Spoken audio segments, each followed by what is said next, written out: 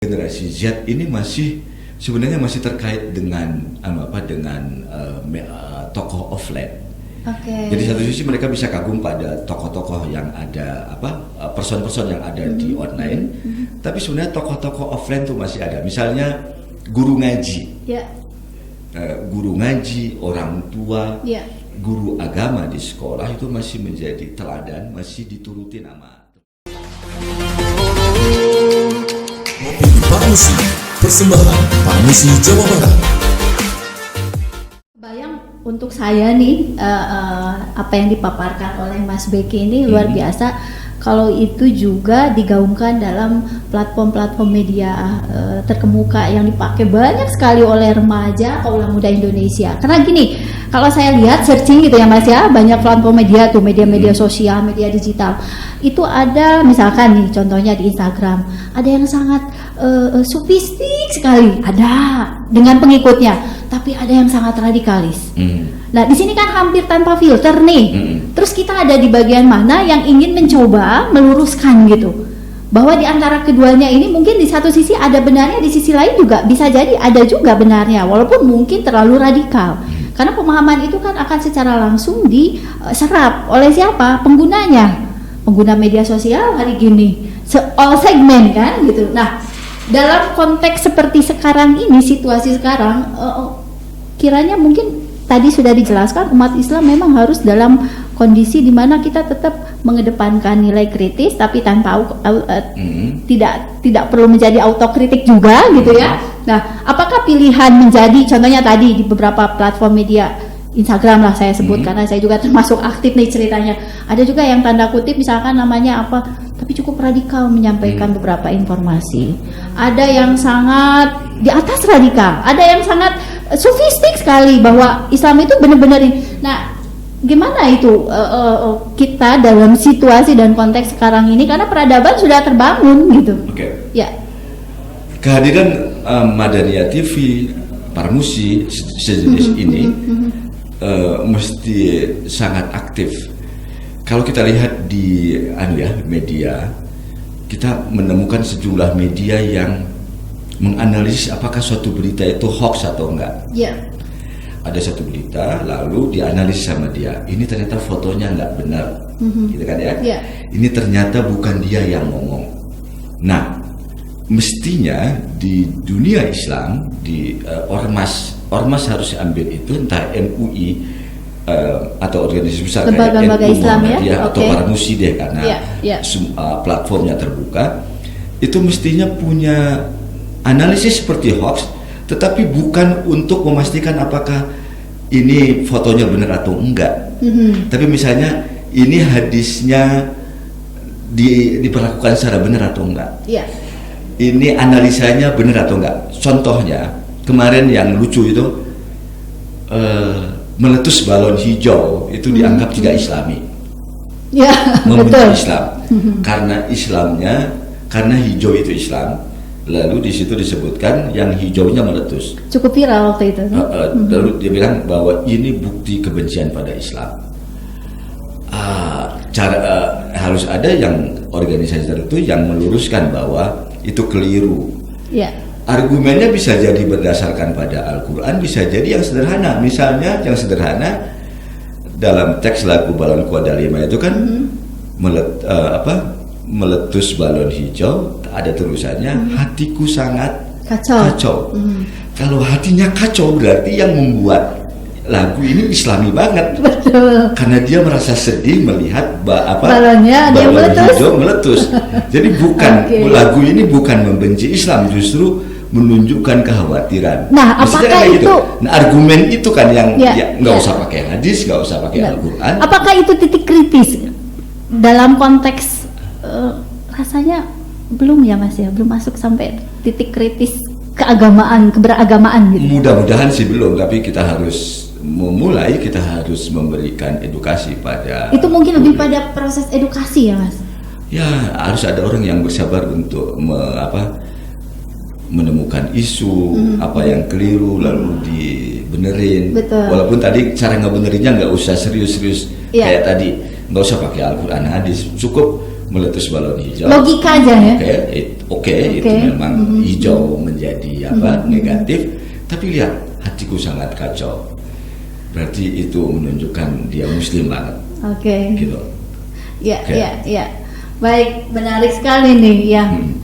Sebenarnya kalau dalam era platform digital yang sangat luar biasa sekarang melingkupi hampir seluruh kegiatan kehidupan kita, termasuk rasa beragama kita, konsep pemikiran orang terkait dengan radikalisme dalam beragama itu kan disampaikan oleh media juga ya Mas ya.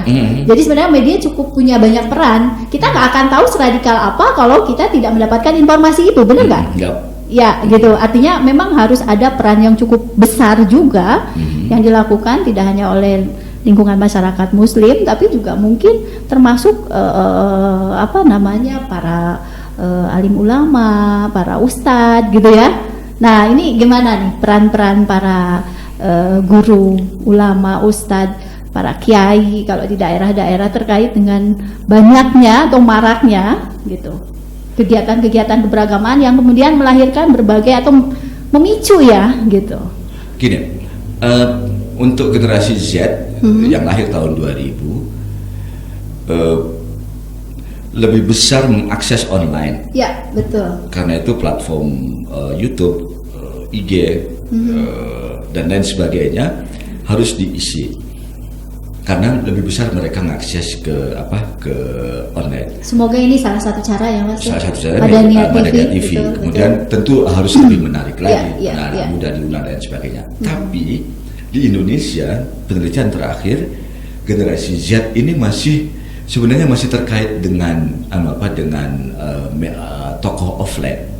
Jadi satu sisi mereka bisa kagum pada tokoh-tokoh yang ada person-person yang ada di online, tapi sebenarnya tokoh-tokoh offline tuh masih ada. Misalnya guru ngaji, guru ngaji, orang tua, guru agama di sekolah itu masih menjadi teladan, masih diturutin sama idola ya. Nah, karena itu ulama punya dua strategi. Yang pertama, mulailah garap media sosial karena person di media sosial masih menjadi rujukan bagi anak-anak generasi Z. Yang kedua, mulailah ulama ini membina orang tua. Karena orang tua, guru agama, guru ngaji, ulama kan nggak mungkin turun dari rumah ke rumah. Di masyarakat perkotaan ada banyak guru ngaji yang diundang dari rumah ke rumah. Itu biasanya menjadi rujukan utama. Regenerasi bukan tuh Mas? Ya, ulama harus mulai itu. Sementara di tingkat yang lain dia ngisi media sosial agar. Berarti kalau gitu harus ada sebanyak mungkin ulama yang mulai melek teknologi dong. Sebanyak mungkin orang yang buat Madania TV atau terlibat di Madania TV sehingga harus jadi rujukan, sehingga Madania TV bisa menjadi rujukan. Misalnya ulama ini ngomong itu, ulama tokoh A ngomong begini, tokoh B ngomong begitu di platform. Sumbernya jelas ya Mas ya. Coba deh cek ke Madania TV, kayaknya pasti ada deh bandingan. Lokasinya ada ya. Kalau nggak ada kayak gitu, orang jadi bingung. Anak-anak ini pasti akan ngambil yang rame saja. Nah yang rame ini kan belum tentu benar. Betul. Khawatirnya seperti Buih tadi, yang rame itu karena banyak peminatnya karena kontroversi. Bukan karena benarnya. Betul. Generasi masa depan bisa jadi bermasalah karena dia mengakses karena benarnya, karena banyaknya, bukan karena benarnya. Wow, luar biasa ini. Kita menyisir berbagai persoalan terkait dengan konteks peradaban yang kita bangun dari berbagai sisi, gitu ya Mas ya. Oke, mulai dari tadi kita mencoba masuk pada keberagaman dengan menggunakan proses dialog. Saya ingat dulu ada ungkapan agree in disagreement. Setuju dalam suatu perbedaan, kan gitu ya. Atau bahasa lainnya yang lebih keren lagi dikaitkan dengan keislaman kita, Islam bahwa harus menjadi rahmatan lil alamin begitu. Nah, itu mungkin ada hal-hal yang bisa disampaikan lagi Mas terkait dengan sisi peradaban perkembangan Islam di masa sekarang dengan era yang cukup konstruktif saya kira ya, di era 4.0, industrialisasi, digitalisasi, dan kita berpacu dengan hal itu gitu. Pernah saya mendengar ada istilah Muslim 5.0 itu, gimana tuh Mas? Oke. Industri 4.0 itu banyak dibicarakan dengan penuh ketakutan bahwa masyarakat atau manusia atau umat akan dikalahkan oleh teknologi, oleh robot, larut dalam Android, dalam teknologi online.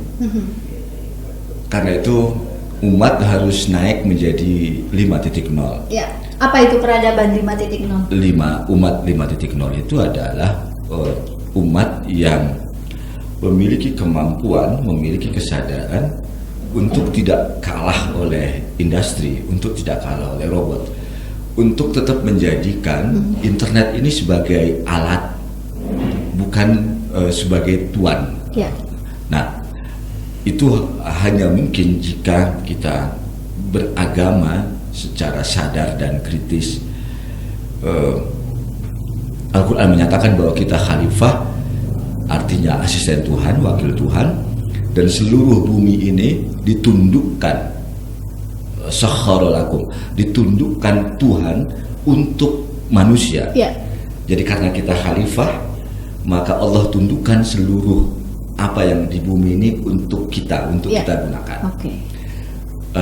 Maka apapun temuan teknologi itu harus tetap ditundukkan, harus tetap kita gunakan untuk kepentingan kekhalifahan. Nah, umat 5.0 itu sebenarnya cuma Peribahasa, istilah saja dari apa yang dilupakan dari pesan Al-Quran bahwa orang beriman itu harus menjadi tuan bagi kehidupannya. Oke, baik. Gitu. Wah, ini menarik sekali.